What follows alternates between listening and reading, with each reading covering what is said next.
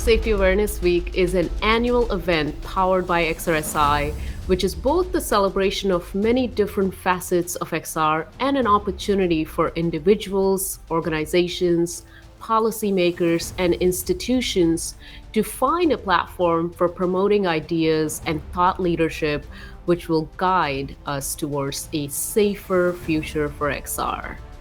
Please enjoy this next panel dedicated to medical in XR. Welcome to End of Life Grief and XR, hosted by Barclays Eagle Labs and Immerse UK. So my name's Sarah Ticho. I'm the founder of Hatsumi, the healthcare lead at Immerse UK, and actually an end of life doula in training with Living Well, Dying Well. And so it gives me a lot of pleasure and sadness to host this event tonight, as this is the last of a 2-year series that we've been doing around the applications of virtual reality in healthcare. So it feels kind of appropriate to be talking about end of life. So over this year, then I think, we've all experienced grief and loss, and it's something that is inevitable that will be happening to us throughout of our lives. And so I really want to acknowledge the loss that I think we all have experienced of the lives that we had before now, and more things to come, and hope that with this time that perhaps we have had alone in our homes, that we've been able to potentially begin to contemplate our own mortality, start considering our own wishes, what might even happen to our bodies, how we might communicate those wishes to our next of kin, and how we keep the memories of those people alive, and how we can do that through storytelling and technology as well. And so over the course of this evening, we will be talking about quite a few challenging topics. And so I hope that everyone that is listening feels able to look after themselves. If it is too much, then obviously it's very easy to leave a digital space as well. But at the end of the event, we will also be emailing out some resources for if you want to read more about this, and also opportunities to gather support as well. And so tonight, I'm really delighted to be joined by Dr. John Troyer, from the University of Bath Centre for Death in Society. His research examines the relationship between the dead body and human technology. We also have Kelly Sinclair Vicars, a Northern Californian-based artist and creative producer who does some incredible work around abstract art, immersive installations and audio projects. And Dr. Sheila Popert, who is the medical director of Prospect House in Swindon and has been working in palliative care medicine for some time now. So before we begin with our first speaker, Sheila, then I'd like to pass over to Dawn from Barclays Eagle Labs, who's going to share a little bit about the work that they're doing there. Over to you. Thank you, Sarah, and thank you to everybody for joining us this evening. So as Sarah says, my name's Dawn Carhart, and I'm the Health Tech Manager at Barclays Eagle Labs and lead on the Health Tech proposition along with my colleague Jen Estabile. Like Sarah says, before we go into the event today, or for those that are maybe not familiar with Eagle Labs, I wanted to give you all a quick overview of what we're doing to support the health tech ecosystem. So just want to make sure that my slides are up. Yep, they are. Fabulous. So just to give you a little bit of a background around Eagle Labs, so what is Eagle Labs? So with the growing number of Eagle Labs across the UK, our focus is to help accelerate UK scale-ups, promote collaborative innovation across the entire ecosystem, and enable access to and training on new and emerging technologies. Sarah, if you go to the next slide, please. Thanks. So launching 5 years ago, we've grown our network to over 26 sites across the UK, each unique in its partnership and offering. Our collaborative spaces offer a co-working, private offices, rapid prototype facilities, and enable startups to connect with like-minded businesses to innovate and grow. If you can move to slide 3, please. So our reach is wider than our physical network, and about 2 years ago we started looking at particular industry sectors where we felt where we're ripe for disruption, and where there were more startups and investments sort of emerging in this particular sector. And we identified obviously that health tech was one of those, with a few other industries that I've listed here on the screen. So we have a network of your peers, mentors, partnerships and experts who can help you achieve the business ambitions, and built up an ecosystem of over 360 health tech businesses.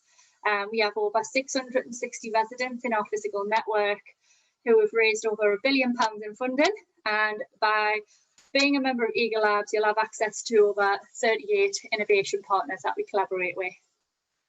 Next slide, Sarah. So if you're a health tech business or in the health tech industry space and you want to find out more, then you can get in touch with us via our website, which is just below on the screen.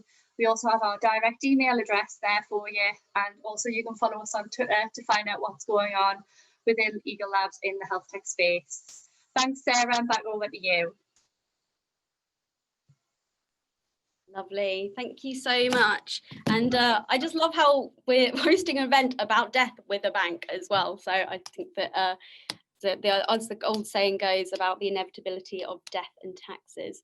I don't know where I'm going with this. Anyway, what we'll do is we'll start our presentations now. If anyone wants to add any questions throughout, then you can just pop that in the Q&A panel, and we will be moving on to the Q&A discussion at the end as well. So first up, we have Dr. Sheila Popert. She's Medical Director at Prospect House in Swindon and has been working in palliative care and virtual reality for some time now, looking at how it can help people deal with pain management.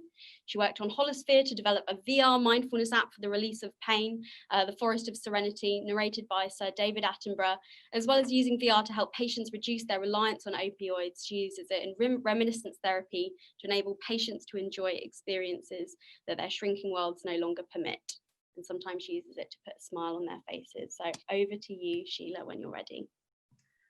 Hi, well, let me try and share this PowerPoint. Thank you. As Sarah's already said, my name's Sheila and I work in a hospice in Swindon in the UK. My interest in virtual reality stemmed from my work helping patients to manage their pain.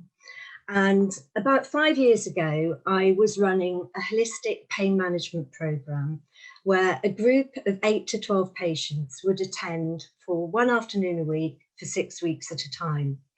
And they were introduced to a range of techniques to help them reduce their reliance on opioids and to self-manage their pain. One of the interventions that many of them found particularly helpful was mindfulness. However, the enjoyment was not universal. With one particular group of patients, after the 4th week, one of the participants, a chap called Bob, a 56-year-old with lung cancer, which had spread to his bones and his lungs, his liver, came up to me and he said, "I hate mindfulness." And he said, "It makes me feel so useless. I can see how much benefit the rest of the participants are getting from it. But when Linda, the person who was delivering the mindfulness, was talking about being in a beautiful garden, all I could think about was the fact that we've missed our mortgage payment again this week. My house is at risk of being repossessed. I'm going to die and leave my family destitute." So you could understand why it was hard for him to enter into a mindful state. Anyway, on the way home that evening, I thought, I wonder if you put a virtual reality headset on, it would enable patients to enter into this virtual world where they would be so immersed that they could become more relaxed and enter into a mindful state. So I went out, bought a virtual reality headset and sort of took it into the hospice. The first patient that I tried it on was a 66-year-old who had a mesothelioma, which is a particularly painful form of lung cancer that's often very difficult to manage with drugs. So he was on large doses of opioids and also drugs to help with the neuropathic element of the pain. But despite that, he was swigging from a bottle of breakthrough pain medication up to 6 times a day. And for several months, he hadn't been able to sleep in his bed. He was spending 24 hours a day sitting in a chair with his arms tightly wrapped around his chest. Anyway, we put the headset on and his wife and I were standing on the other side of the room. And within a couple of minutes, she nudged me and she said, "Look at his arms, look at his arms." And his arms, which had been tightly wrapped around his chest, had just sort of relaxed down into his lap. And there was a look of absolute peace and serenity on his face. We then tried it with many more patients. We did a pilot study where we got patients to rate their pain score before using VR, during a virtual reality session, and again afterwards. All patients showed a reduction in pain, which ranged from a 20% reduction in pain to 100% reduction in pain. But within about 30 minutes of finishing the VR experience, the pain was coming back again. And so I wondered whether, if patients used a virtual reality mindfulness app on a regular basis, that it would actually then enable them to enter into a mindful state without having to put the virtual reality headset on. For example, if they woke up in the middle of the night. And so essentially what we were wanting to find out was whether using virtual reality on a regular basis would reduce the need for opioids. At the time, there weren't any virtual reality relaxation apps that were specifically for the reduction of pain. So I worked with a company called Holosphere to develop a virtual reality app called the Forest of Serenity. And it's a guided relaxation that takes you on a journey through a forest to a lake. You pick up a pebble, you throw the pebble into the lake, and as the ripples spread out, your pain sort of ebbs away. And with any guided meditation or mindfulness or relaxation, the voice of the narrator is very important. So we were very lucky to get David Attenborough to provide the narration for this. One of the patients that we used it on was Richard, who was a retired firefighter. He had metastatic prostate cancer. And like the previous patient, he was on massive doses of opioids. Oxycodone, 300 milligrams twice a day, is the equivalent of more than a gram of morphine. And if you think that the lethal dose of morphine for somebody who is opioid naive, who's not had opioids before, is 200 milligrams, he was having huge doses. And despite other strong drugs for helping control the pain, he was still taking extra doses every sort of couple of hours. He was an inpatient in the hospice, and he used the Forest of Serenity every day for 2 weeks. And over that period of time, he was able to reduce his opioid consumption by half. And importantly, he was comfortable for most of the day and only needed to take breakthrough doses sort of once or twice. But apart from pain, there are many other applications of virtual reality for terminal patients. And here are just a few examples. James was a 32-year-old with a brain tumour. And once again, he was an inpatient. And one night he was crying, and he was talking to one of the nurses and said that he wished that he'd had the ability to just stand and hold a golf club one more time. She managed to find a golfing app for use on the virtual reality headset. And he said when he'd finished using it, he said he couldn't believe that the experience felt so real. He said it was nearly as good as holding a golf club. Don was an 88-year-old submariner who had spent much of his life diving deep below the waves. And we had an app for him that was an underwater app. And initially, I thought older patients might not enjoy the virtual reality experience. But in fact, I think the older patients almost enjoy it more because they're not used to gaming. They don't play Xboxes and PlayStations and things. So they're not used to this sort of technology. And what he said when he finished using the app was, he said it was so real that he could smell the rubber from the mask, the gear that they used to wear when they were deep sea diving. He said, and he could hear the sounds of the bubbles, and it just transported him right back. We also use it for patients for the reduction of anxiety and for fatigue. And then Jane, mentioned at the bottom, was a 42-year-old with breast cancer. She was married and she had 2 children, and they had been planning a trip to Disneyland in Florida. but her disease had progressed rapidly and she wasn't well enough to go. So we had 4 virtual reality headsets. She, her husband, and the 2 children were all able to experience going on roller coasters at the same time, and they were all screaming and laughing as they were all enjoying this experience together. So obviously it wasn't the same thing, but it was wonderful to see the sort of look of joy sort of on their faces. And oops, I've lost, no, I haven't. I'm going to finish just by a few more sort of quotes from patients, powerful, inspiring, mindful. And the one that's hidden behind our pictures was about patients saying that she became so involved in what she was watching that she completely forgot that she'd got pain. Another patient commented that it was as good as morphine. Another said, well, when David Attenborough tells you to let go of your pain, you let it go. And finally, I could stay there forever. And those are just the sorts of comments that we always get. So that's me done. Thank you. So wonderful. Thank you so much, Sheila. And so, and as a quick question before we go on to the next speaker, is this something that you're seeing like more commonly occurring now in hospices, that people are bringing virtual reality, or do you still see that there's sort of a lack of uptake or understanding? Or I think more hospices are starting to use it, but it hasn't picked up as much as I thought it would.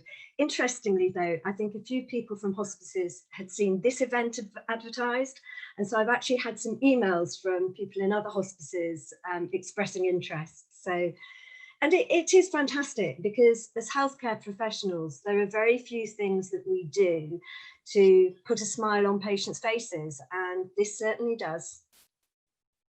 Gosh, amazing. Well, I guess that's the hope with having more public conversations, both about death and the specific applications of these things, that a lot of it is about just being able to bring it to people's awareness. It is, yeah. And it's got so much cheaper now to buy headsets and to be able to offer it to patients.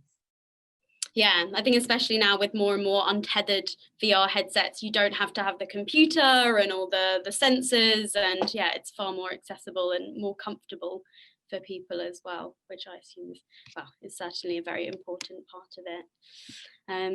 And so with that, and talking about having conversations with the public about end of life, it gives me great pleasure to introduce Kelly Sinclair Vicars, who is an artist based in Northern California. She has done incredible works and installations with organizations and festivals from Burning Man to San Francisco MoMA, California Academy of Arts, Future Fires, Reimagine End of Life, and many others. She co-founded Dream Logic, an experiential art production company, and is the co-creator of Audio Acid Trips, a home for audio-guided meditations that re-enchant your known reality, and is a founding board member of the Immersive Arts Alliance in the San Francisco Bay Area. She was also a great friend and supporter to me when I first hunted her down when I moved to California a few years ago, and we worked together on an interactive installation as part of Reimagine called Second Chance, that was about end of life. And so I'm very grateful to have you join us, Kelly. Over to you. Thank you, Sarah. It's so good to be here. So yes, I am an artist, but I am really here to tell you about the work of some other artists. I got to co-produce an art show in San Francisco a few years ago, along with my amazing team of fellow collaborators from Dream Logic, as part of the first ever Reimagine End of Life Festival. And let me go ahead and share my screen. So weirdly enough, this art show was inspired by a dream I had, a strange and wonderful dream about a contraption that invited you to experience your own death virtually. And I had this dream at a moment when my friends and I, and certainly a lot of people in tech in the Bay Area, were kind of interested philosophically in what technologies of simulation could do to help, facilitate our kind of a deeper understanding of ourselves as humans. So my friends Lindsay, Sean, and Lisa and I thought, maybe there's something to this kind of pairing between a lot of a technology that, some people outside of the startup world at least are quite afraid of, virtual reality, with an experience that nearly everyone is terrified of, which is dying.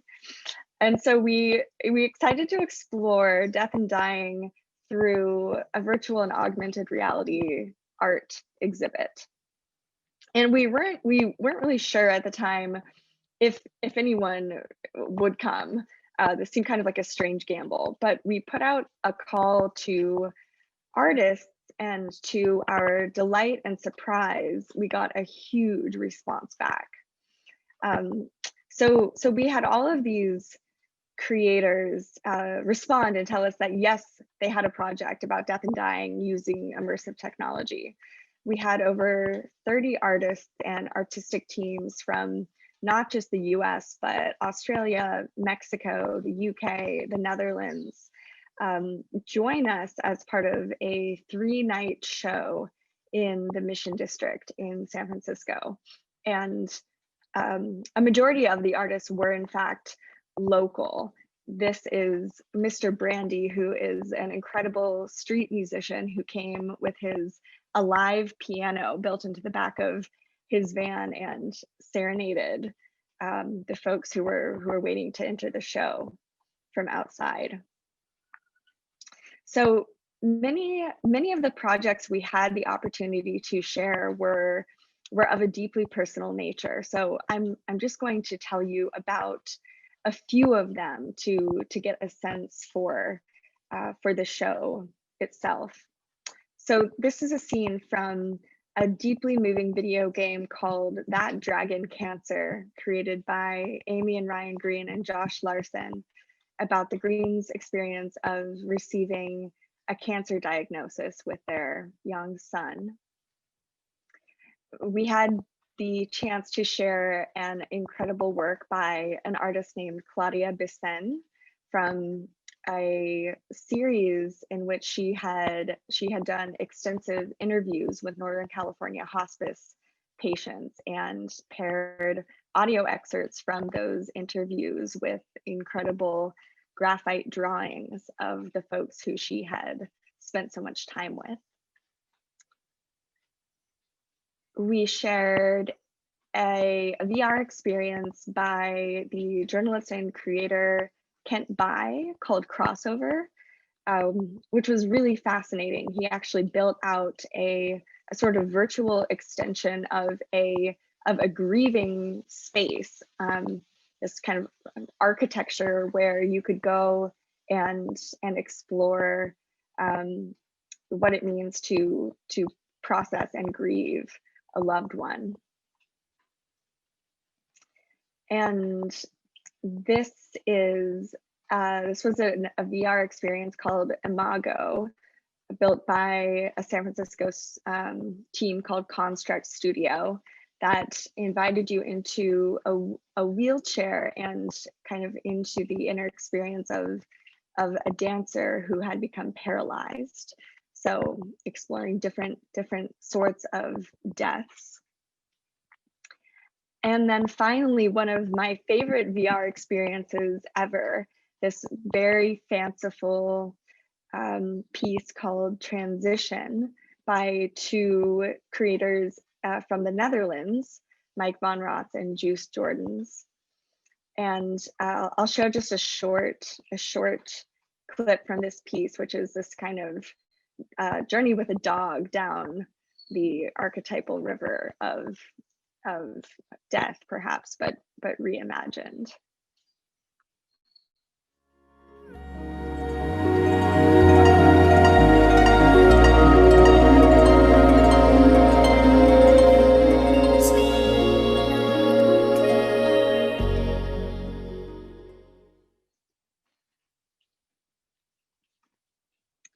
So some really beautiful pieces, and kind of approaching end of life from quite diverse angles. And what I felt was special about this experience then, and what I feel looking back now, is that these creative projects provided a set of entryways into exploring death and dying that that maybe weren't the usual, way in. They weren't necessarily via moments of personal or collective crisis, but offered a very imaginative and in many ways colorful opportunity to step into a kind of creative conversation with other people in the space too, and get to experience dimensions of end of life in ways that were oftentimes surprising, and get to talk about something that can be really tricky to talk about even under the best of circumstances. So just a few more images from the show, and then here's a very short clip, and the rest of this video, if you're interested, you can watch on DreamLogic's website.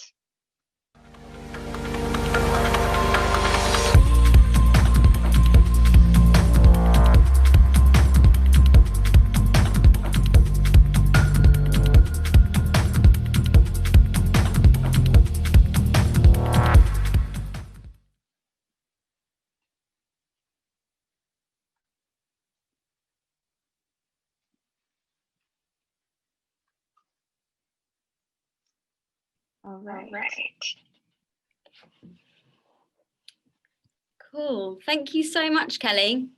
That was fascinating. And I think, just being able to just put the question out there of just saying, like, who is actually doing this stuff? I think it's surprising the answers that you can get back, and just the variation in different ways that people can use storytelling to help find words, when sometimes it can be a real challenge to express that. If anyone does have any questions, by the way, feel free to add it into the Q&A panel, and we will get towards them at the end. And also throughout, it's really interesting to get a sense of who is here. I think we did have we did see the types of people that are attending beforehand, but I think it's nice for all the attendees to see as well. And I think we've been really overwhelmed by the diversity of people that are attending, from artists and screenwriters to researchers and end-of-life doulas as well. And I think that's what I've always really loved about doing these events, is that it's always very, very cross-disciplinary, and that we have a real variety of people joining us. And with that as well, then we'll be going to our final speaker of this evening as well, who's been doing some incredible work in this space for some time now. Dr. John Troy is the director for the Centre of Death in Society at the University of Bath. He's the co-founder of the Death Reference Desk website, the Future Cemetery Project, and a frequent commentator for the BBC.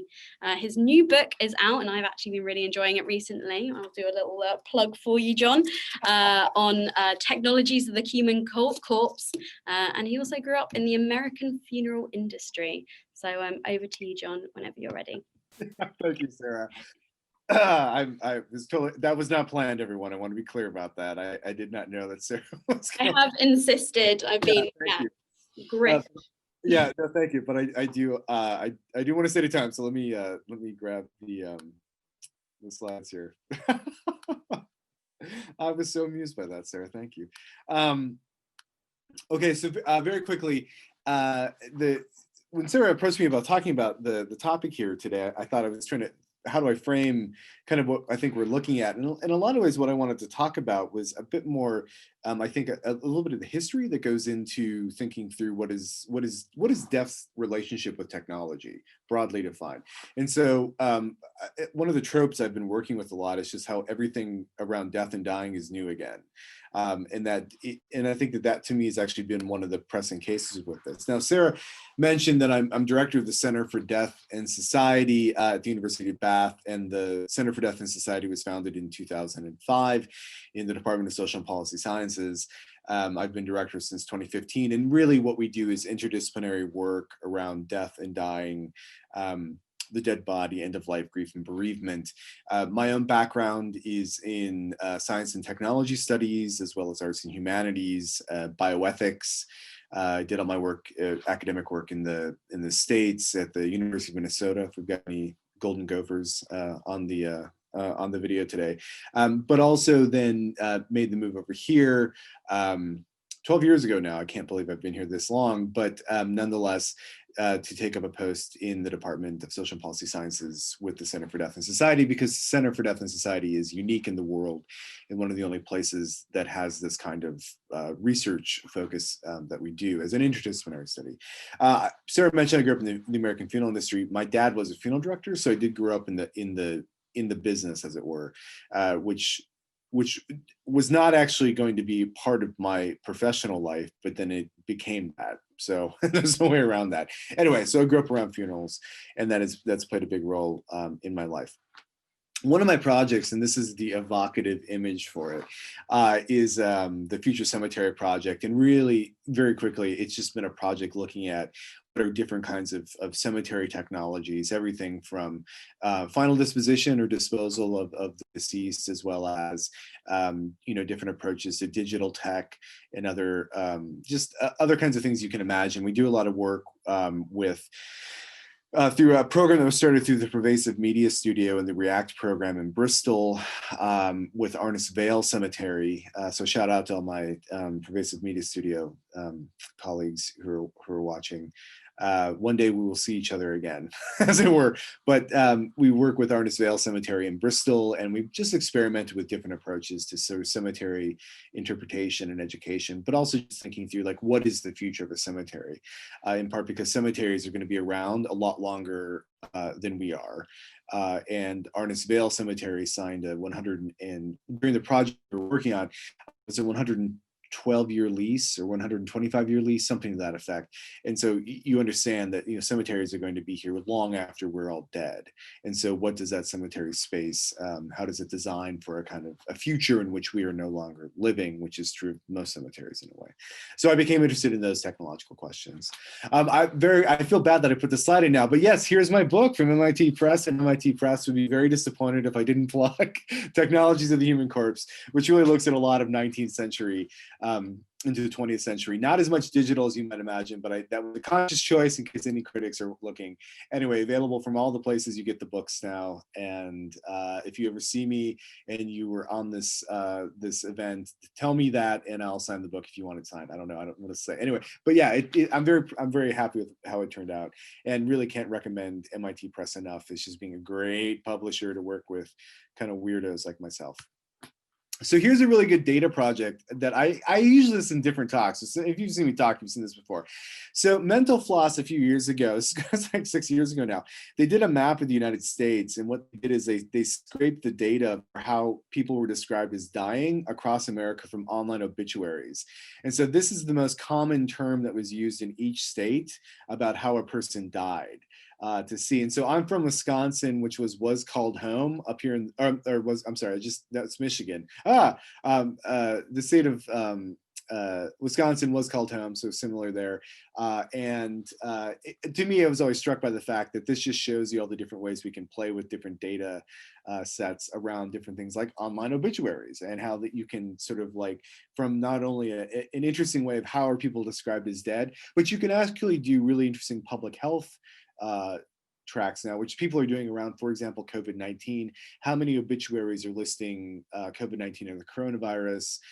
How many cases of, for example, other diseases are listed? Or another way to do it would be, say that say the families don't necessarily want to say how a person died, which is fairly common, and it becomes kind of coded within an obituary.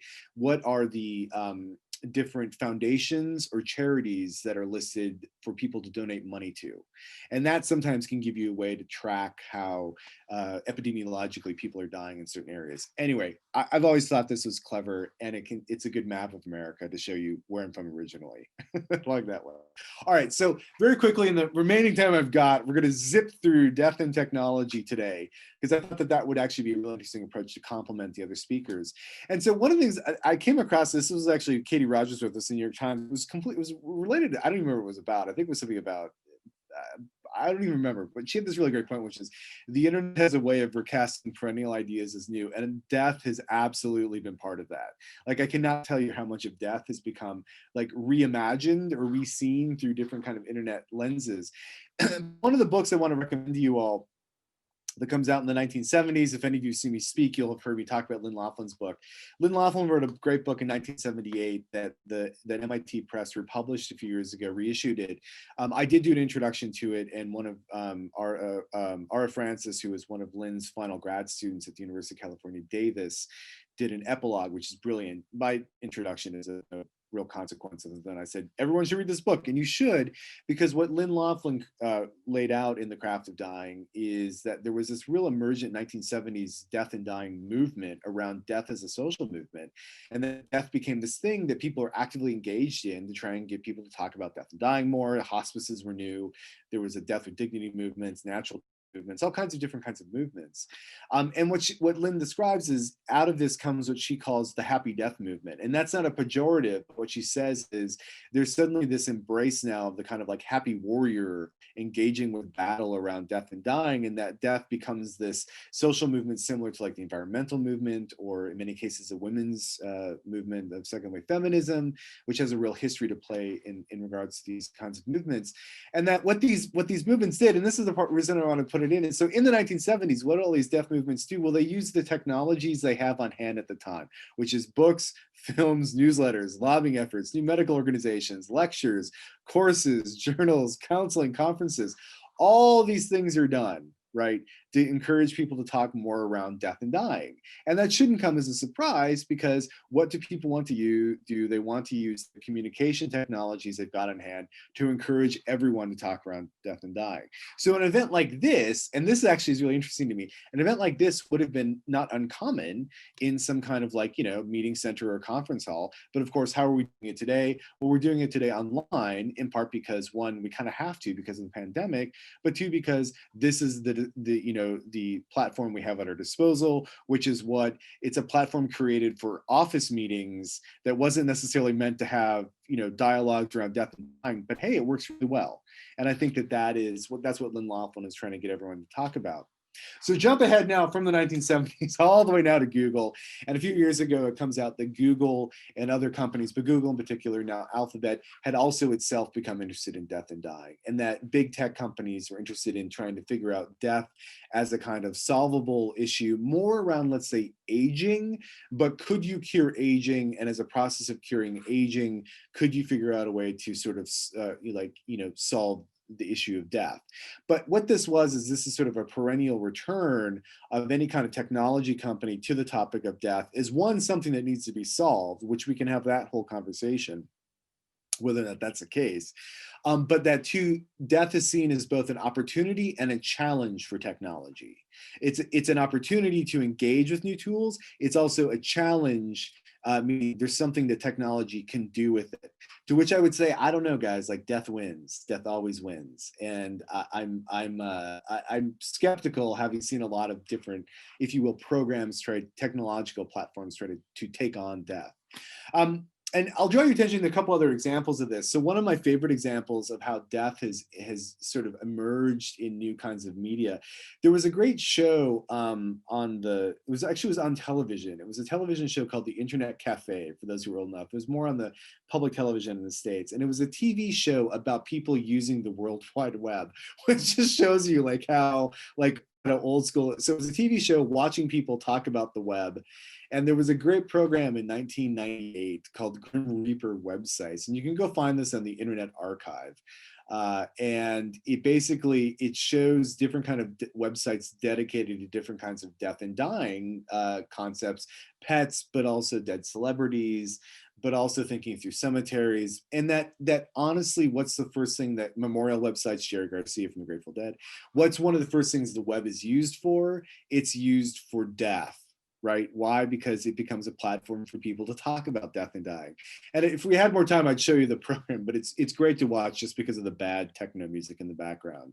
But nonetheless, it really does show you, I think, how building on a 19th century model, and this is where I really started a lot of my work, is that take an older school media, which is photography. What's one of the first things we humans do with photography? We start taking photos of our dead.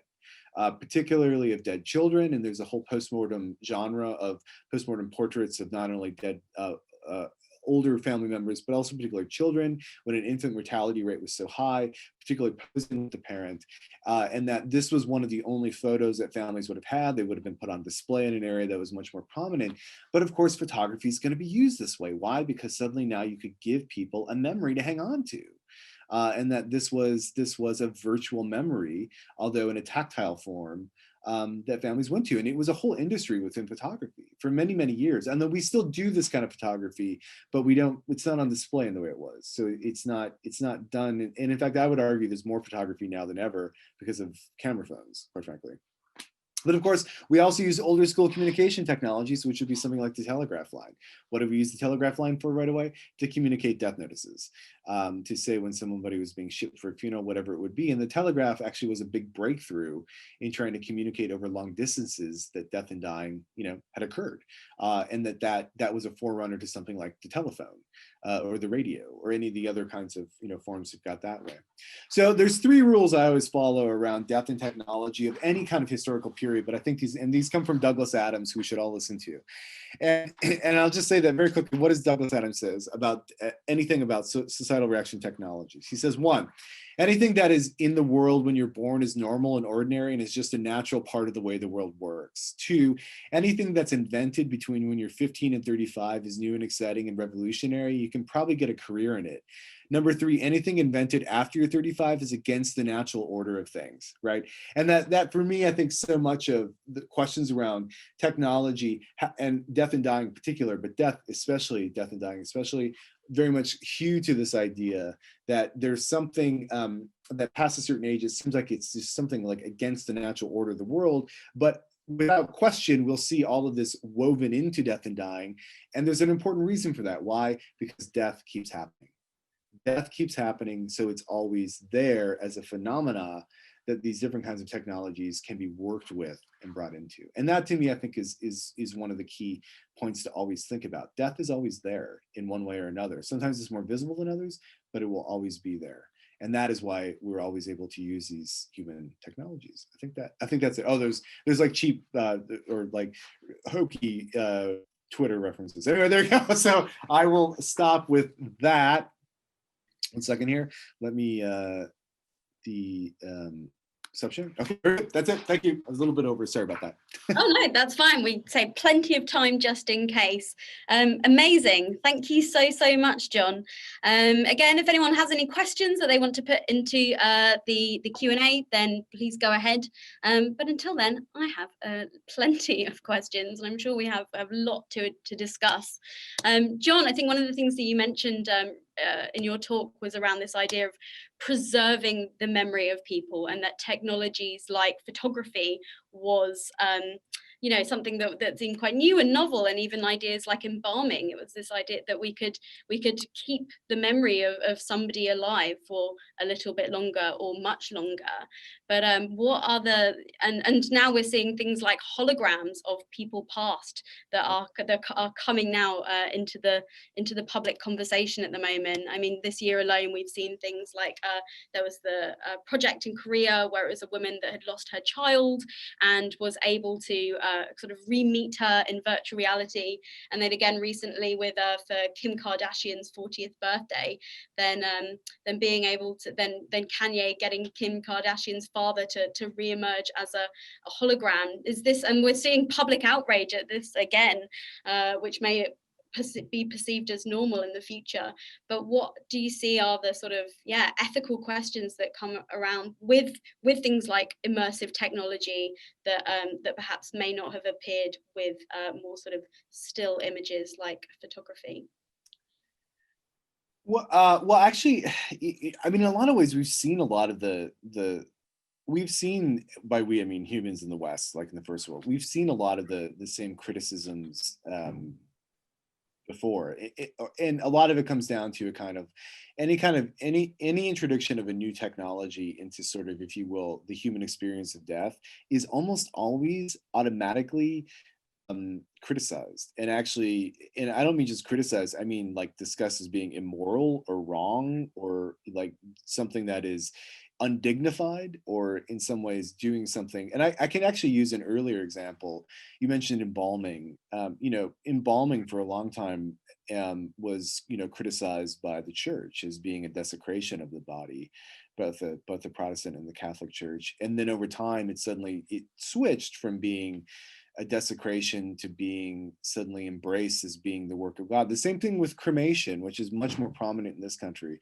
When cremation is first brought on board in the UK, the Church of England just rails against it as being destroying the dead body, pagan, satanic, heathen, as destroying the body so you wouldn't be able to meet God when you died. And so eventually you get a liturgical response that says, how are we, it seems rather presumptuous for us to say anything about God's infinite power.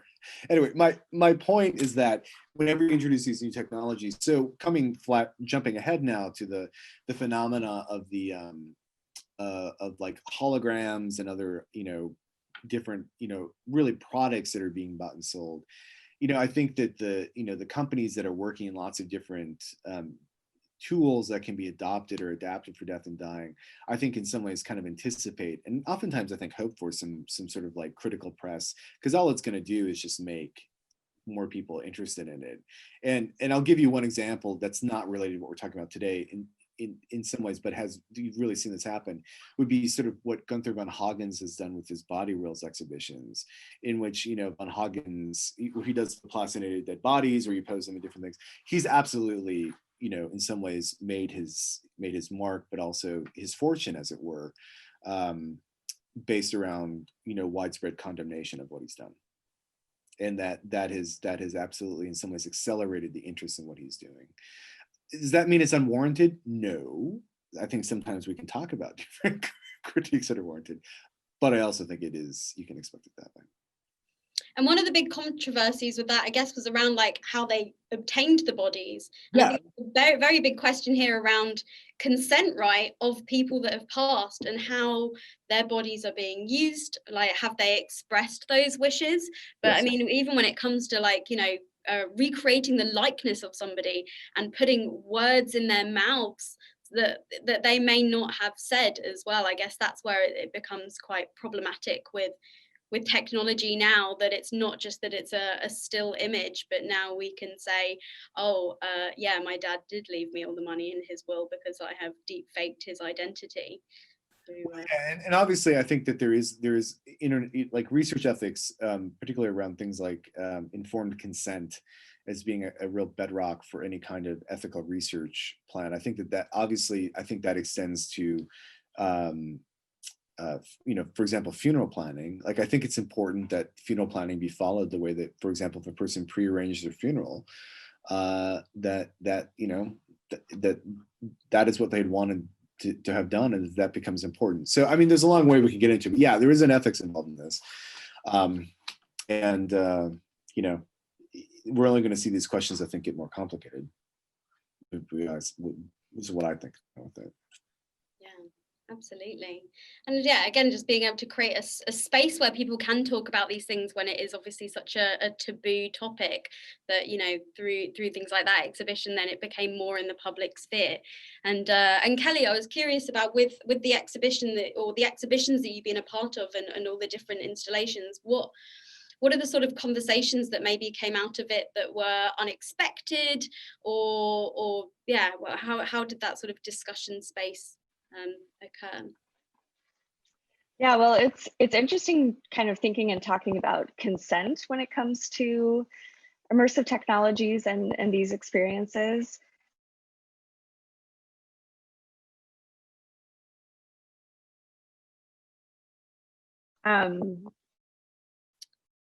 Certainly was people into virtual spaces, where the experience inside may be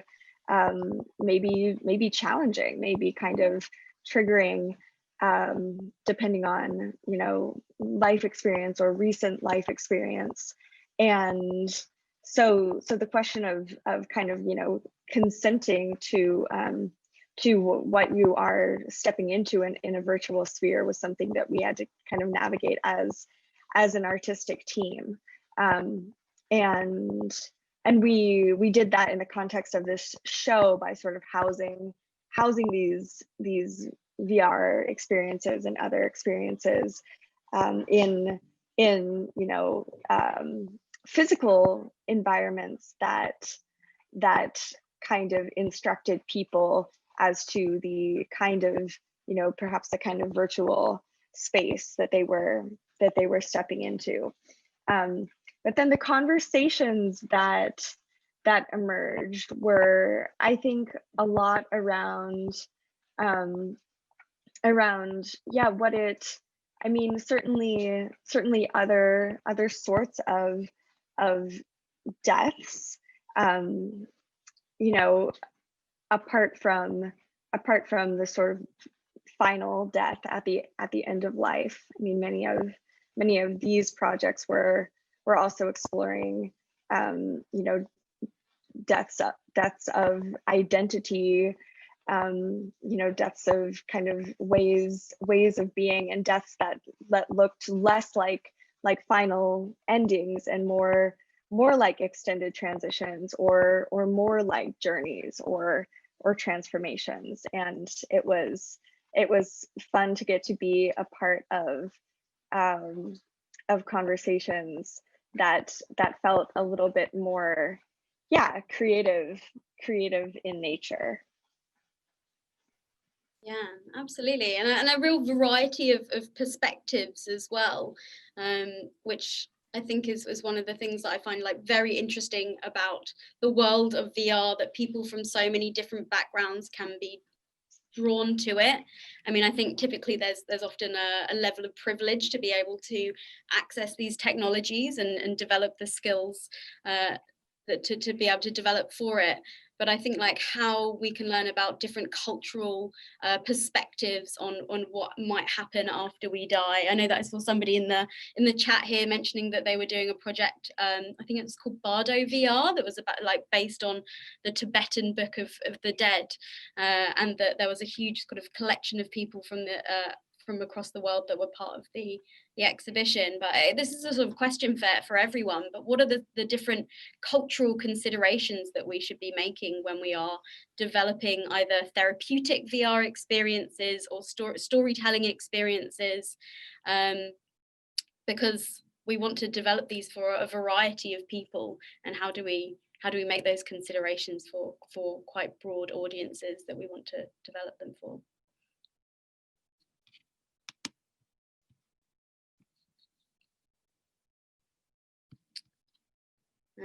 Maybe I will go to, in fact, we have a question from Darren Evans for John. Darren says, what is the best way for an innovative startup to collaborate with research partners? Slight change in topic there.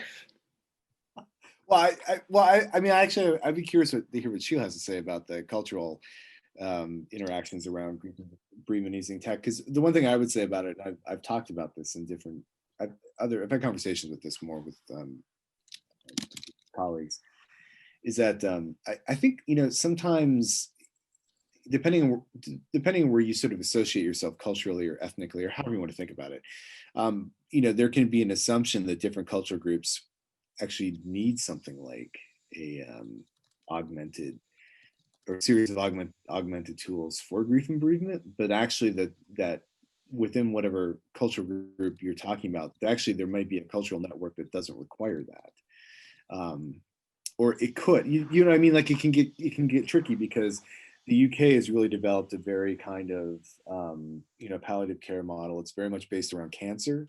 It's very much based around the work that I think Cicely Saunders did starting back in the 1960s, and that has gone global. And I think that is very productive.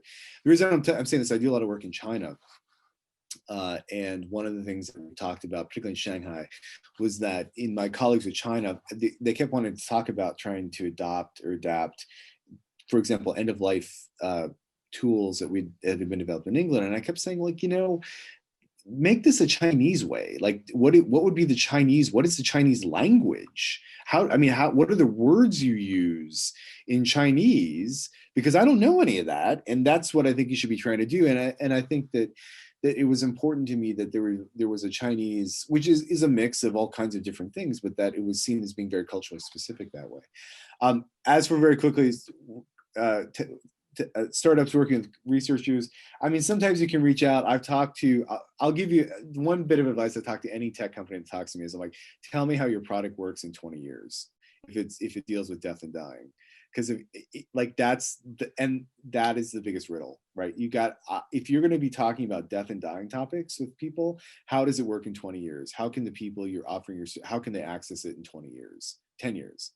And if you're going to guarantee it forever, you need to rethink that. Because I've yet to see any company, most death and dying companies, they just don't, they disappear, right? Without being too grim about it that way. Anyway, but I'm curious what Sheila has to say about the cultural things, because I think that's actually a really key issue. Yeah, I think it is very important to not just assume that every culture has the same wants, needs and desires. So it is encouraging that people from very diverse backgrounds, different cultures are getting involved in the debate around death and dying. And I don't think it's for any of us to dictate what is right or what is wrong. And with regards to the ethical questions around things like the holograms and the virtual reality of the Korean instance where there was the virtual reality created of the little 7-year-old girl who died, I think it's quite a universal feeling when somebody has died and you're experiencing that intense grief, to want to be able to hold on to them in more than just a 2D way. As John said, back in the Victorian days when photography was just coming into being, they thought, wow, this is the way we're going to beat death. We can retain the essence of the person in a photograph. But as things progress, that no longer becomes sort of enough. And I know when I had a little girl who died, and I have still got a really clear memory of a particular moment, seeing her for the last time in her coffin, and it was going to be the last time that I could see her, and just not wanting to leave and thinking, I wish that you could have death masks made. I want a death mask. I want her in 3D.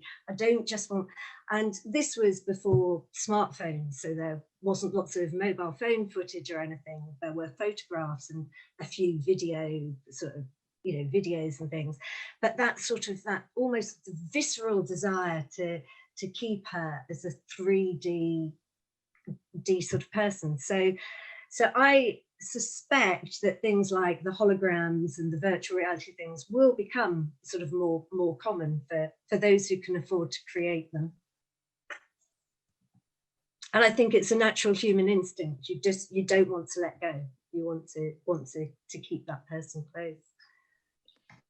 Absolutely. I think, the grieving process, I feel like isn't talked about enough, but I think that sheer desire to want to like stop or bend time in some ways, and just the idea that there are so many different options available that people want to explore as well. I know that my experience of losing my father as well, I was taking so many photographs like at that time, but didn't ever want to do it on a mobile phone for some reason, because again, like wanted something that was almost like tangible. I remember I had this instant camera and I was like, for some reason I just want to have like one image, and that is the only one that I can hold on to, because somehow that kind of roots it in this reality more. But yeah, I think the different ways that people can explore that is really incredible, and alongside these sort of like specific memories in with people, I think there's an association with places as well, right? And this idea of like pilgrimage around death and going back to places that are significant, and perhaps with that Korean experience, I can't remember where it was based, but maybe there was some sort of like level of significance with that. And And now with COVID as well, the fact that we can't travel and see the world, we can't go to these places. And I was wondering, like, if anyone's come across sort of perhaps like spiritual or religious or pilgrimages or sort of journeys in search of meaning that people are starting to do virtually, perhaps, and what sort of possibilities that games and storytelling and VR might offer for that. Well, I do think, I mean, virtual reality is used a lot for sort of reminiscence therapy, even using things like sort of Google Earth, so that you can actually, you know, you had your honeymoon in Paris and you can go back and walk the streets, or you want to visit Jerusalem, or sort of whatever it is. And I expect there will be, it's, you know, it's continuously developing, more and more things are emerging. There was a really interesting, two things very quickly. Sheila, I'm glad you mentioned death masks, because they've made something of a return. There have been some ceramics artists who've been actually offering death masks. I'm glad, because when I asked for it, the funeral director was horrified. That's a bad funeral director. I'm just kind of like, yeah, that would, no. And there's been a return of that. And ironically enough, the University of Bath in its library collection has a death mask of he was a secular 19th century early advocate of God, what's his name? Early advocate of cremation. Anyway, they had a death mask made, and it's in the private collection. Anyway, but of course they wanted to do like a short film about it. I'm sure you can find it through the University of Bath website. So they called me, of course, because you're like, let's go get the director of the Center for Death and Society to talk about the death mask in the collection. But what our computer science colleagues did, it's such a nerdy project. They were doing like digital scans of it. And so we could do like replicas of the death mask through like 3D printing, which I was like, hey, that's what we should be doing. Like, you could do a 3D scan of a person's face and then just do, you know, you could 3D print it, you know, at home if you wanted to. So I wanted to say that, but I wanted to say there was, coming back to Google Earth, actually, there was a really interesting, I can't remember the journalist's name. I think it was a journalist, slipping on all the names today, but he was looking at Google Earth, and it was of his neighborhood, I think. And in the photo that was taken by Google Earth when they did it, there was a photo of, I think it was his mom, and she had died since the photo had been taken. And she was like standing outside the house or something like that. And that he was really like, it caught him off guard. He thought, but now she's immortalized, you know, in this map until maybe it's replayed. And it was a really striking encounter with the dead online in ways in places you don't expect to see them, you know, in that kind of way. You know, I'm also aware of a project that Google was working on a few years ago, called Bike Around, and this was I think sort of was happening in Sweden, where using Google Earth, someone could sit on a stationary bike and be pedaling around streets from their childhood. And so they were, you know, working with people in nursing homes, I think with different levels of mobility and adjusting for that, but actually allowing them to go back and travel paths that they had, you know, perhaps traveled many years ago in different places. And it's interesting how tools like that. And I also think about the project, the fantastic documentary, I'm sure someone here knows the name, about the man who was taking just audio into nursing homes and playing music from folks' younger years, and how it would just, like, these, you know, people would get up and start dancing who had not danced in decades. So in ways that technology can also facilitate, you know, kind of traveling paths of memory and like memory retrieval, I think there's a lot of exciting possibilities there. Alive Inside, yes, music for nursing homes, really incredible, beautiful project. Absolutely, and I guess that there's this exciting idea that actually we don't have to be creating like totally new bespoke experiences to bring to people in hospices or care homes. That actually we can bring existing things that are fun and playful and enjoyable. And it's not like once you get to the end of your life that you become this different category of person that doesn't get to try all those other things. And Sheila, I was curious in you know, obviously you created the Forest of Serenity, but are there other existing experiences that you've used or would be interested in using, or what advice would you give to people working in hospices that might be interested in bringing VR to where they're based? I mean, there's a whole host of, the wonderful thing is you can find apps for just about every experience. So as a distraction and as fun, there are a whole host of things. The Forest of Serenity, which is specifically for the relief of pain, is free for anybody to download for use on the sort of the Oculus Go. And I've actually, because one of the patients who'd used it wrote to David Attenborough afterwards to say how much he benefited from it. David Attenborough wrote back to me and said he was so touched by this letter. He asked, is there anything else I can do to help? So he then recorded a further 3 scripts for me, one for the relief of anxiety, one for the relief of breathlessness, and one for the relief of fatigue. But as yet, because with the first app, I worked with this company called Holosphere and managed to raise money from patients who'd been using just the generic virtual reality and had enjoyed it so much. We sort of got the money together to make this mindfulness app. But these days, with the sort of the financial sort of constraints, I've not managed to sort out getting these further recordings made into virtual reality apps. So at the moment, I'm getting them sort of put to music so that they can be used as audios, free for people to use. But ultimately, I'd love to get them developed into virtual reality experiences.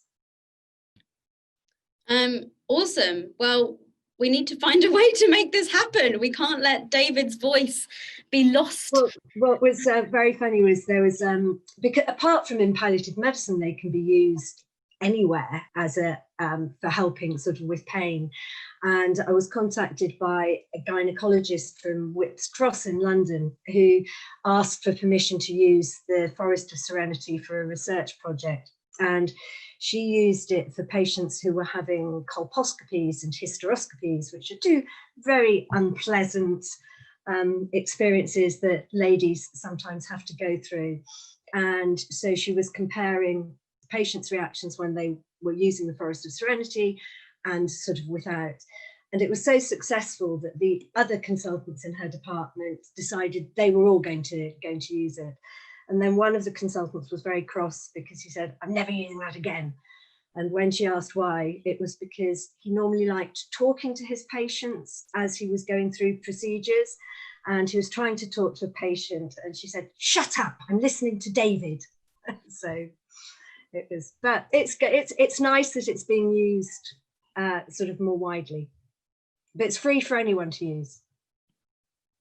Absolutely. Incredible. Well, if anyone wants to go donate to this incredibly important cause, then please contact Sheila afterwards and prospect Hospice. It would be such a shame to not see this like recreated and brought to more people as well. And I think this is a really important time for this as well. I know that it was just in the news in the last couple of weeks that NICE, the National Institute of Care Excellence, have just released new guidelines saying that GPs should no longer prescribe opioids for chronic pain. So it seems like a very important moment to think about other sort of non-pharmacological ways to help people that are dealing with these challenging ongoing experiences. Yes, I'd probably spend more time trying to reduce the amount of opioids that patients are on than increase them, because patients often get referred to me on massive doses of opioids, but they're still in pain because pain is very complicated. And if you only look at the physical element that the drugs help with, and ignore the emotional and psychosocial factors, doesn't matter what shed loads of drugs you throw at the patient, they will still have pain.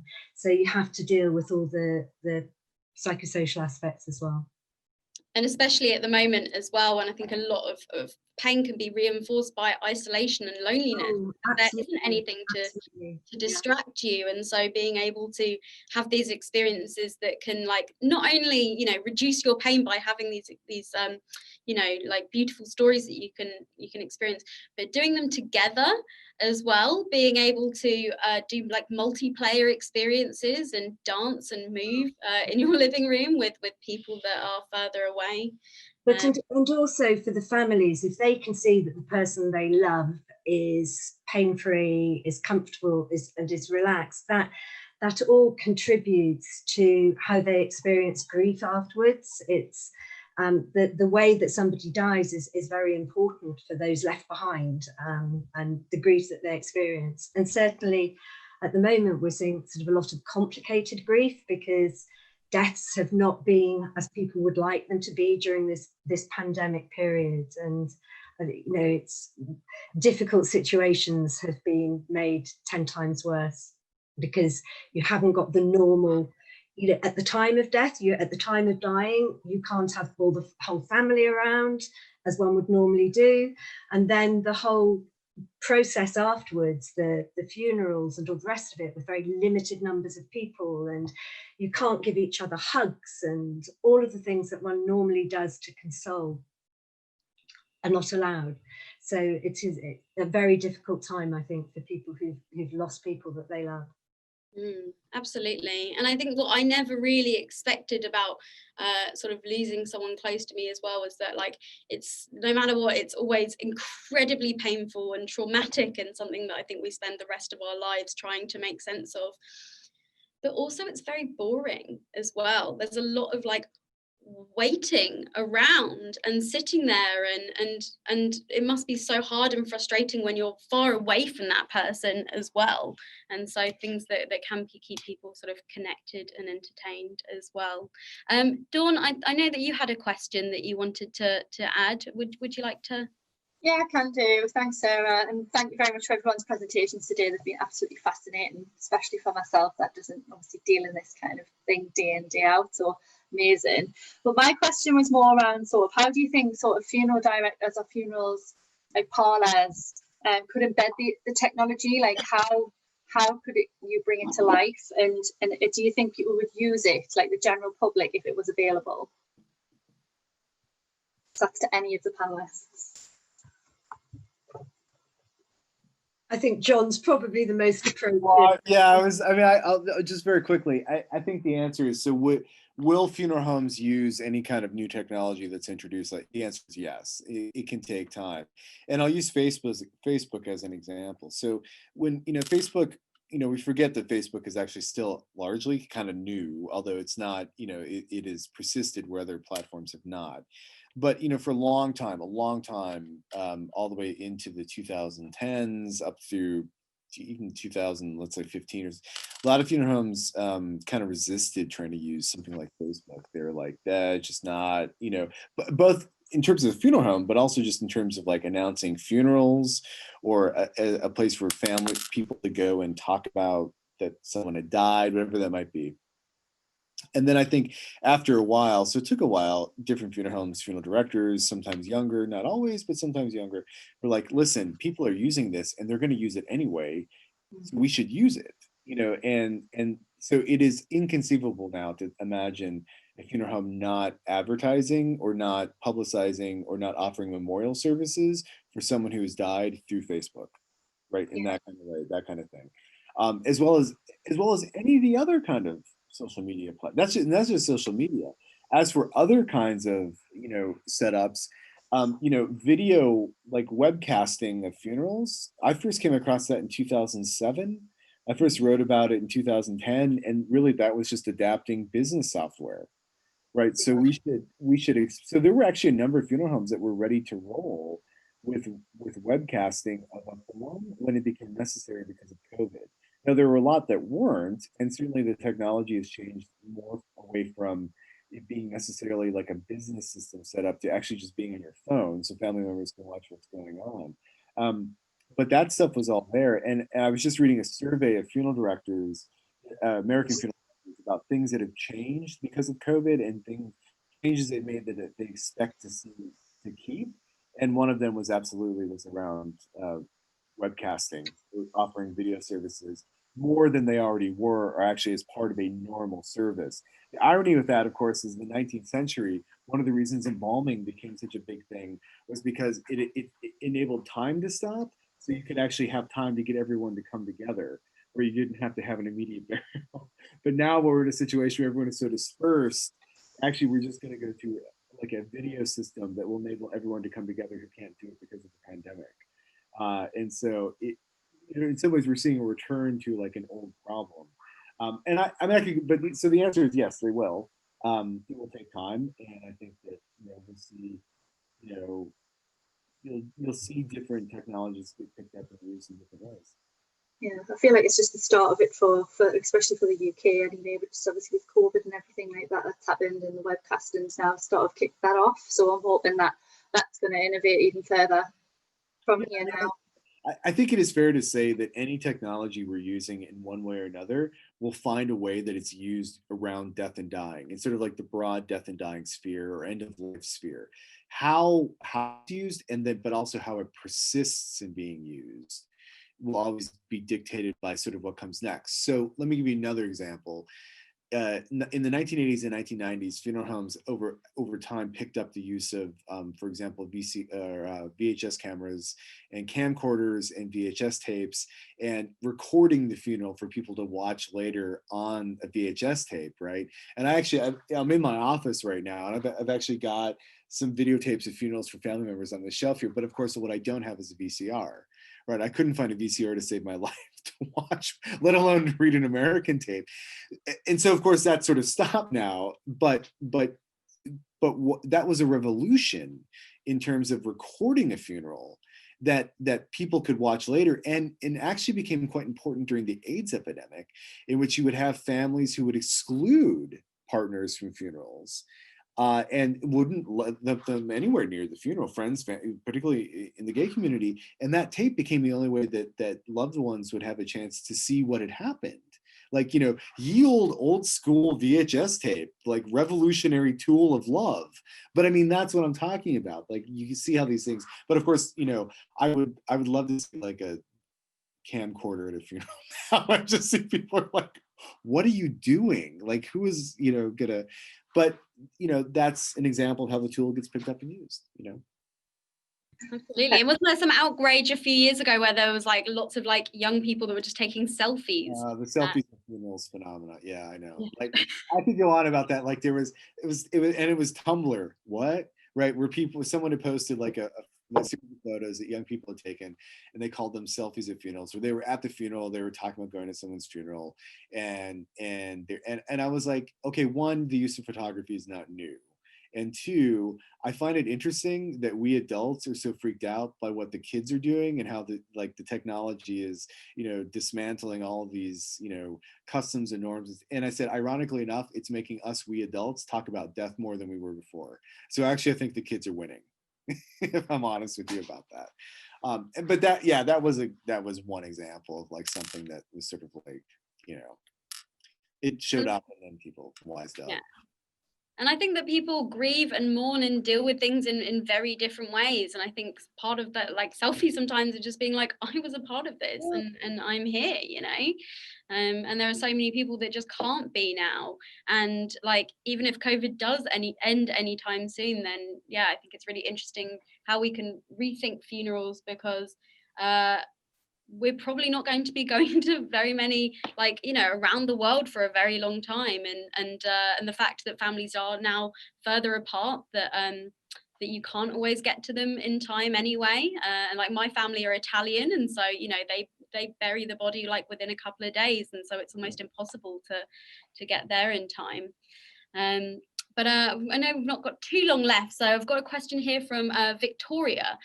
She's got a question for Sheila, which is, one of my big interests in XR is for folks to plan their own funerals. I know that for many, this can be an uncomfortable talk. Coming into a parlour can be an alarming experience if somebody is physically able to do so.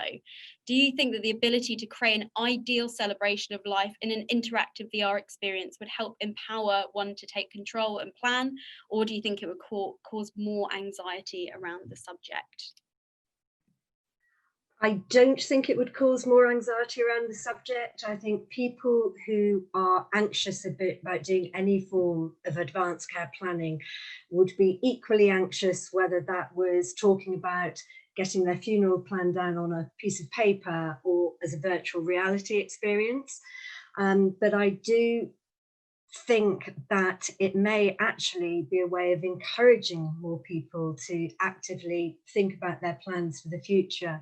And it's something that people do shy away from, but we try very hard to get patients and families to engage about thinking about the last period of their life, and whether that's the last sort of months and weeks and the death and post-death, because it makes such a difference if people, and it helps for some people just are not interested in doing it. They cannot do it, and they, whatever way you try to help them to do it, they're not going to engage.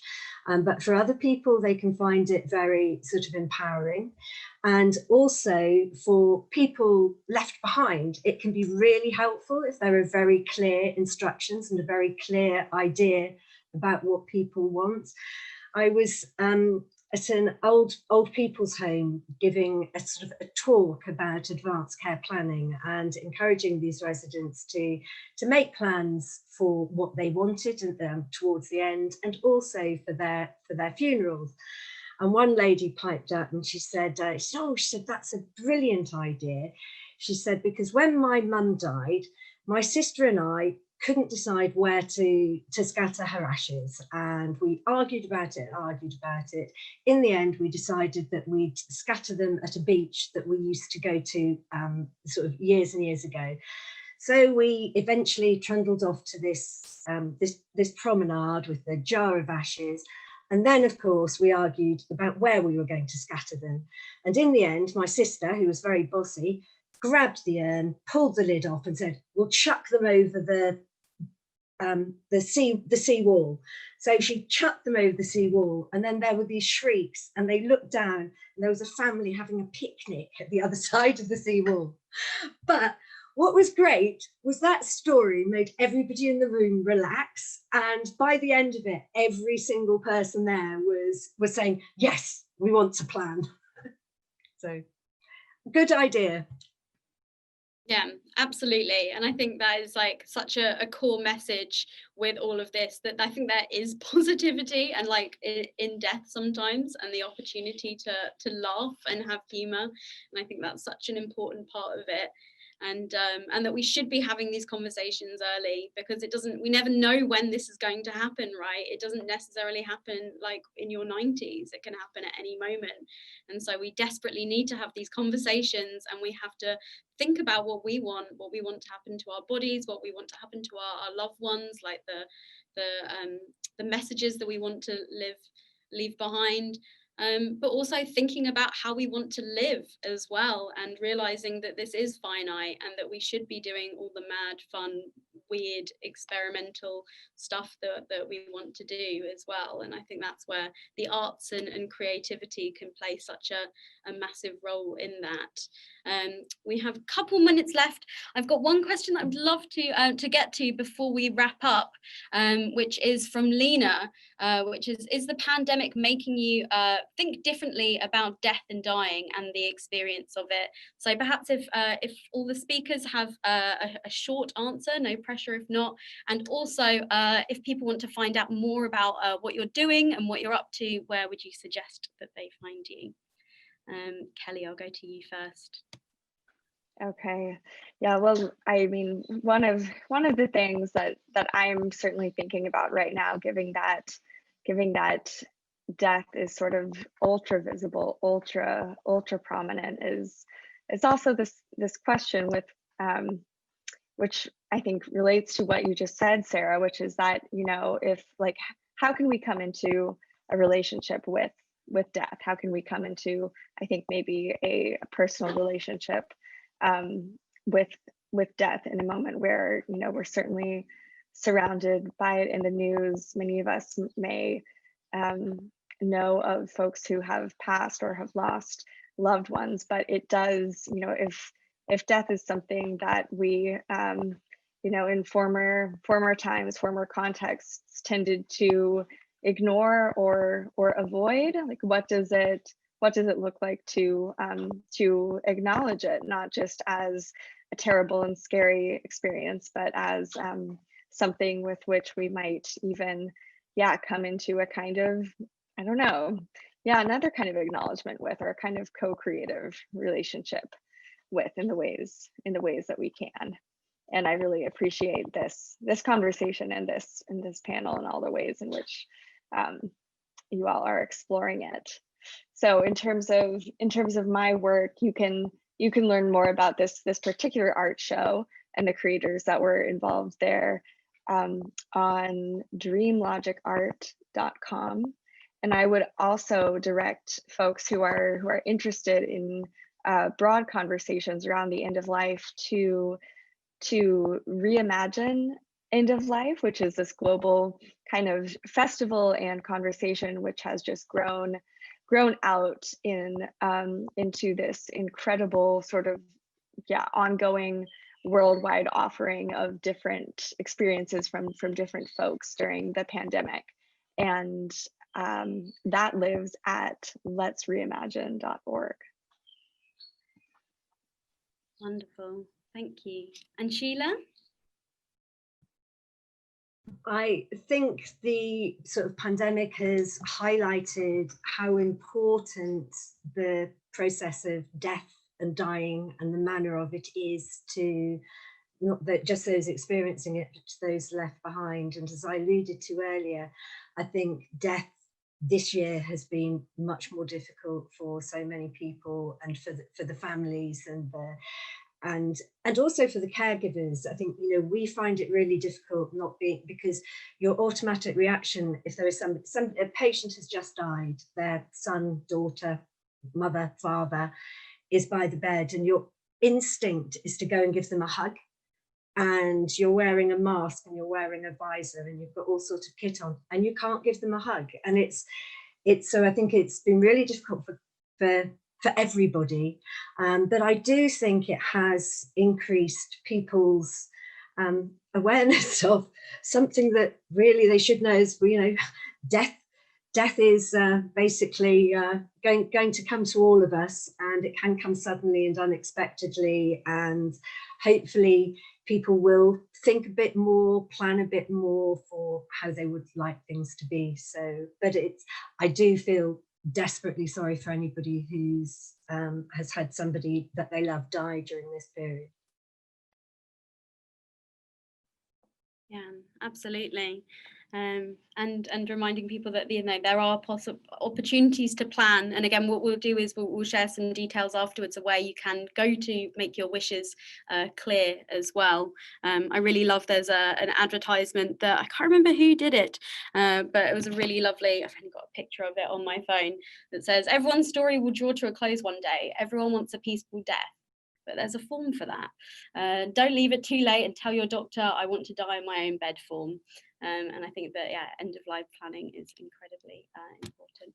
Anyway, John, over to you if you have any final thoughts before we wrap up. Yeah, well, I mean, so the question of, so how has COVID changed how I think about death and dying? It's one I've thought about a lot. For a couple different reasons. One, I'm a historian of the AIDS epidemic, more in the 80s and 90s, but which is a pandemic that continues today. It hasn't stopped, but certainly, without being too obnoxious about it, chapter 3 of my book covers the impact of the AIDS epidemic around what it did for funerals and to the dead body. So actually, in some ways, what the pandemic has done, and I talked to my students about this on the very last day of teaching. I taught one of the last classes at the University of Bath before everything shut down. was that I was just so reminded by things that had happened during the AIDS epidemic that I think I had thought, and this is where the second part of my answer comes into this, I thought that we had all agreed through all the different commissions and reports that had been done about that epidemic that this would never happen again, that we would. And so I was actually part two of how has it changed? I've been filled with real rage, quite frankly, as someone who's worked in mass fatality planning and mass disaster planning. I have been filled with such rage at how all the plans so many of us had worked on over the years for government in the UK, but also in the United States, but more specifically professionally for me in the UK, had not been followed. And literally seemed to have just been thrown out the window or ignored, or we don't know what happened. And that for me, I found myself angry in a way I hadn't been for a long time at just how all the work that had been done for precisely this moment, for precisely dead bodies produced because of a pandemic, didn't seem to be followed. And for me, what changed my thinking was that I began to really question and rethink the whole concept of when we say we're going to be prepared, what do we mean? And where can we look for and what do we need in terms of political leadership when there's a failure at that level? And that brought me back to the AIDS epidemic, because of course, one of the big things that comes out of the AIDS epidemic is activism around trying to draw attention to the fact that there are members, particularly in the gay community, but then other communities, that were dying from this virus and no one was taking it seriously. And that there needed to be a change in how it was dealt with. They're not like for like in terms of the viruses and what's gone on. And I want to be clear about that. And we're not talking about totally analogous situations, but that for me has been one of the biggest things, like what death has meant for me. It's been actually weirdly a return to politics, which I never left, but it's been, I think, a re-energizing of the politics of that. I'll stop with that, time is short, but I will say if you want to get hold of my work, you can always find me through the Center for Death and Society at the University of Bath. We do have a free monthly newsletter. If you send an email to the Center for Death and Society general email box, ask to be on the newsletter list. You can also find me at johntroyer.com, which is so hokey, but hey, it's a great it's a great website. And also too on social media at the Death Reference Desk, which is just at deathref. At deathref, you can find me that way. So there you go. Awesome. Thank you so much, John. Yeah, I think for years we're going to be talking about this, and I think the aftermath and all the things that we just don't even know about now that will continue to be dug up and discussed and explored is incredibly important.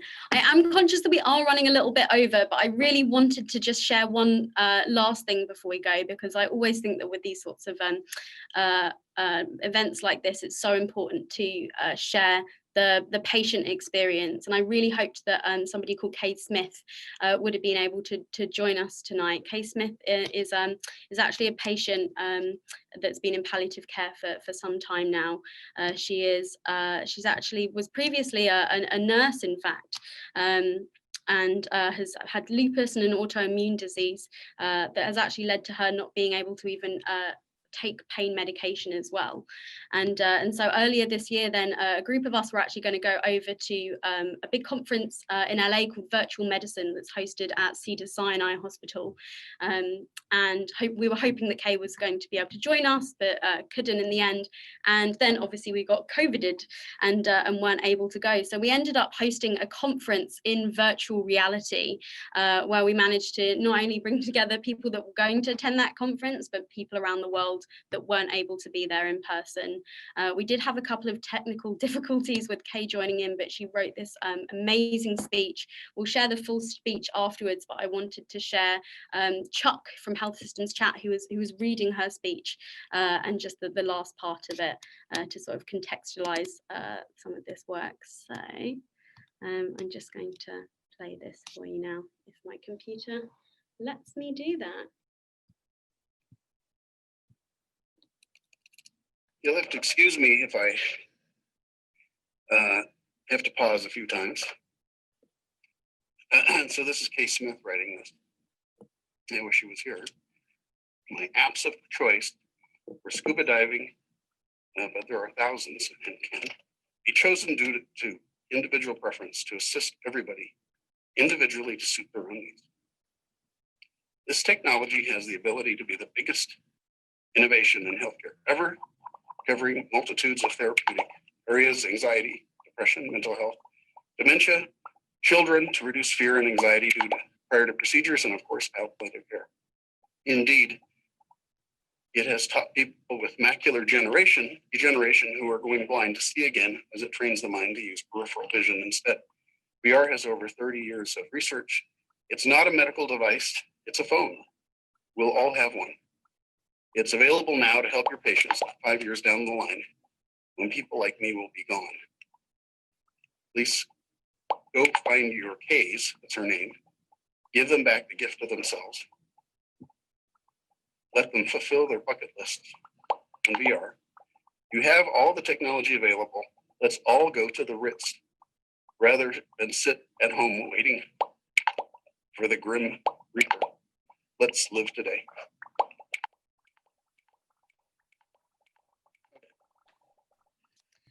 Cool. All right. And if you want to catch more about Kay's incredible work, then we'll share that afterwards, as well as her full speech. But I just think that really contextualizes how important this work is and how much it can genuinely help people with their final moments, and again with people grieving as well. So I just want to say a huge thank you to everybody for joining us today. Kelly, Sheila, John, Anita and Dawn. It brings me much sadness that this is coming to a close, because it's been an amazing 2 years of running all of these events with Barclays Eagle Labs and Immerse UK. And this is definitely not the end. There is more that needs to be done as well. There's so much exciting work going on about bringing together people from storytelling and healthcare and working with the NHS to create some sort of joined up strategy for the future of VR in healthcare as well.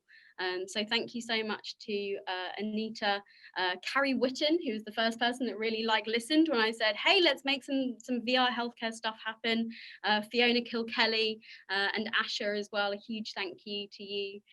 More Culture, Less Medicine is a conference that's also going on this week and is continuing tomorrow, and they've been giving a really great shout out about this event. Living Well, Dying Well, if people are interested in learning about how to become an end-of-life doula, definitely look them up, as well as End of Life Doula UK, and a big thank you to Barclays Eagle Labs as well. So thanks a lot, everyone, and have a lovely evening. Thank you. Thank you. Thank you so much, Sarah. Yeah, Thank you, Sarah. Yeah, thank you, Sarah. Thank you, everyone. Sarah.